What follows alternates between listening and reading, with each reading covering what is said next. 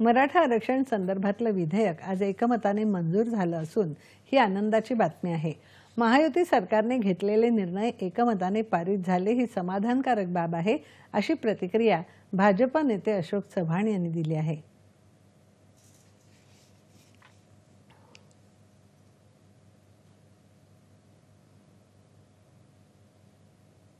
जे विधेयक एकमताने मंजूर झालेला आहे ही मोठी समाधानाची आणि आनंदाची बाब आहे।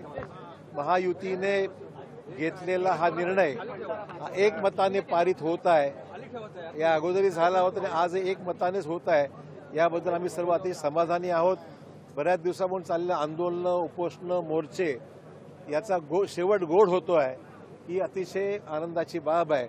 आणि मला वाटतंय की 10% आरक्षण हे आज दिल्यामुळे, आणि अर्थातच अहवाल मी पाहिलेला नाही, पण अहवालाच्या मधल्या असलेल्या तरतुदी लक्षात घेता, मराठा समाजाचा मागासले पण लक्षात घेता, यातून निश्चितच की आरक्षण निश्चित टिकेल।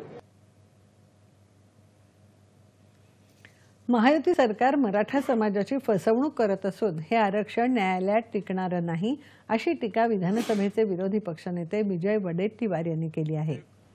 मराठा समाजाच्या हितासाठी असेल तर त्यावर नक्कीच सकारात्मक चर्चा होईल आणि मराठा समाजाला न्याय मिळेल।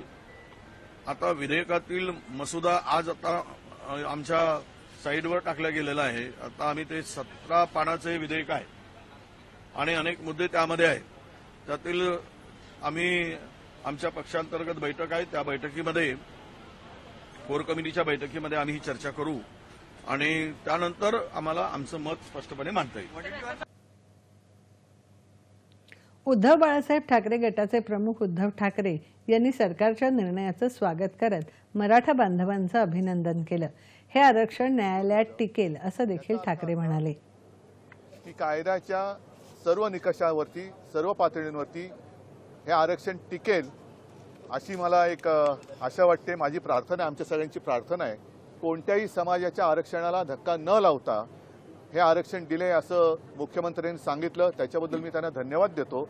आणि एकच प्रार्थना करतो की पूर्वीचे सगळे अनुभव लक्षात घेऊन हे आरक्षण परत सांगतो कायद्याच्या सर्व निकषांना आणि पातळींवरती टिकून राहील आणि टिकणारं आरक्षण हे मराठा समाजाला मिळेल अशी एक आशा बाळगतो।